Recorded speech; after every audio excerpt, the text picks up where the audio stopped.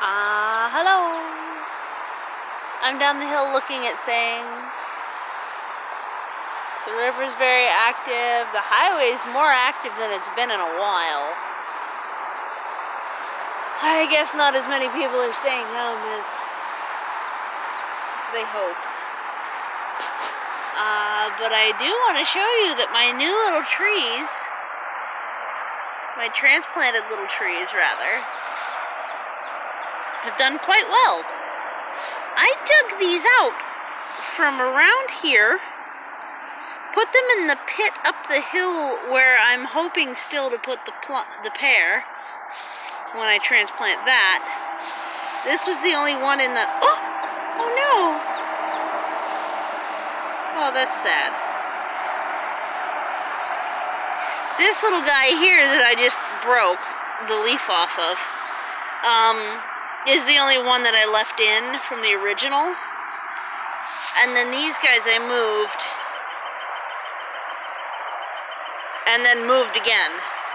The idea is that the little native trees growing along the stairwells will become the railings, and I'll just keep them heavily pruned. So these are all grab points for doing the stairs. And then I've got a little, I accidentally pulled up a bit of pokeweed. Its greenery isn't doing great, but its root is doing fine. These are going to leaf out really nice.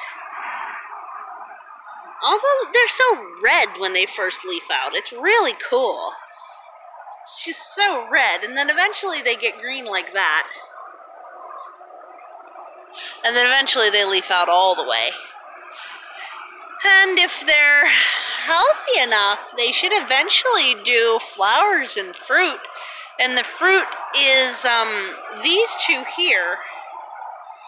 And all of those are the sumac, and I do believe they're staghorn sumac. And if they do well enough, I should be able to get sumac berries off of them. This, I don't know what it is, and I just broke off the most developed leaf cluster. Dang it. But I'm looking forward to being able to identify this little stump. All of my, what are these? Oh, shoot. The Sunchokes are all coming up green finally. They're really, really late to green up. They'll leave you high and dry thinking things are dead. Sometimes well into June. I see that my transplanted wolfberry is still fully green, so that's nice. And I have noticed that my honey locust seedlings up here are starting to develop. One of them has tiny little leaflets at the top, starting to, like, leaf buds, you know? Starting to develop, which is really exciting because they look dead most of the year too, until pretty late. So that's 1 out of 3. This is the buffalo currant, not blooming. There's another one that is blooming alongside the house, but I think I want to put one there, and then I want to put this one over here, and I'd really like to etch out a place to put a chair in here because there's just not enough room to sit anywhere other than the steps. I have this one I never yanked out. It'll be interesting to see what kind of tree that is. But this one I did just move. It was right next to this stump, and I kept banging my shin off of it every time I went by. I think this is a young ash tree here, and that's its little leaflet there. So all of the little trees alongside the cliffside are starting to leaf up, just barely. And for the first time in a while, I'm actually kind of hoping, oops, sorry, that's blurry, that this will, there's a vine on it. That's not its leaves. I'm kind of hoping, because I think I figured out that that's a black walnut. And it looked dead for about 10 years because initially I had tried to kill it, but now I think I'm going to try and keep it coppiced. So I'm actually suddenly hoping that it will take... I see goat's rue at the bottom of that, which is a invasive and a nasty weed, so I'm going to have to get in around that plant and weed out like crazy, but other than that, there's a lot of snake root, there's a lot of wolfberry, there's a lot of, oh, what are we calling this? Spiderwort, which I've been eating the spiderwort greens cooked. They're actually really good. I didn't know they were edible until I got the Indigenous Landscapes book. Volume 1 just came out. Oh, somebody's got a little fire. There's some smoke down there, see? Everything upside is doing pretty good. I went on another little plant adventure today, just through the neighborhood. I thought I was going to get to the, hardware store in time, but they close at 4, not 6 during COVID, so that's fine. But the hazelnuts are doing great. They haven't leafed out yet, but they're doing good. And I discovered that we have some hyper-local of elderberry, because these are from Katanning, and these are actually from 5 blocks from me in Pittsburgh here. And so I got that one planted in, and I got several more roots growing out. It's just a wild type, but it's been getting clear cut every year, so it's a little bit of a beast. It does really well, I think. And then I also discovered the first time I dug some out that there was stinging nettle around it. The second time I went to dig it up, I ended up with a couple of stinging nettle plants coming up, so I kept them. So we have those. Wild blackberry. Literally a mystery plant. Another elderberry root. These are both elderberry roots. There's a couple elderberry roots in the back. We have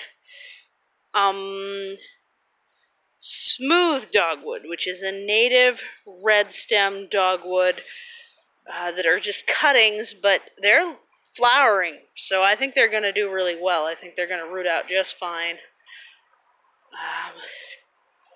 And then some red bud seedlings, as well as some red bud seeds, and some more staghorn seeds. I also need to pot out. This is a method I use for seeding, so I know what's what. These are pokeweed. And I just put a ton of berries in there last year, and this year, that's a weed, but everything else in there is little baby pokeweeds. So it's time to get in there, and well, that's a weed too. There's like 3 weeds in here, but the rest of them are baby pokeweeds. And start to suss them out as to which one's which. Another thing, I went by bicycle, obviously. Easier than walking. Another thing that I did was pull up the cluster of false indigo, which is a native plant that does nitrogen fixing. I moved about 6 of them here, and I potted the rest. So I'm going to have false indigo. I got another one of my Saskatoons potted up, but I do need to get in after that root sucker that's coming up into the garden here and go after that. And then I'll be able to fill out the rest of this and maybe more of Saskatoons. Service berries, June berries. Really, really yummy things. This is the newest one. It was a seedling over there. So, yeah, Saskatoon's finished blooming. The cherry tree is just about done blooming. A branch broke on my sweet cherry over here. Yeah, I don't know what I'm going to do about that. And that's One more thing here was there were 2 big branches of elderberry that I pulled up on Tuesday and got covered in. I showed you all those new plants, but I forgot to show you these. And I forgot to mention that I had stinging nettle burns all over my hands after my excursions on Tuesday, and that was the last stop I made. So at least I was close to home by the time it happened. The best trick for that is to wet your hands, cover them in baking soda, and scrub with the baking soda. It pulls the little needles out and neutralizes the sting pretty well. Also, I'm not that sensitive to it, so I just was able to ignore it for the most part. Get me in poison ivy, though. That's a whole other story. I'm lucky to keep it out of my eyes. See, there's some more Saskatoon blooms. And then there's the little flowers starting to have little berry things at the base. Same thing with the cherry up here. Just a few blooms left, mostly little bases of the flowers turning into cherries now. Most of the flowers are gone because that windstorm on, I don't know if that was Wednesday or what. That one recent windstorm was awful. Holy cow, I just went inside Tuesday or Wednesday night and hid because it was bad. So, yep. That's what's going on out here. I at least can give a lot of thought into my garden. It helps me not feel like a crazy person. Oh, good, we're gonna have Lily of the Valley blooming soon. I can see, like, right here, there's like a flower starting to bud.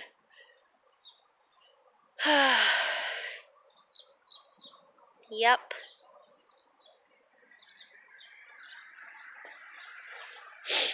Yeah, most of what you can see right now isn't native. I'm trying to be a natives nursery, so all of these sticks are native.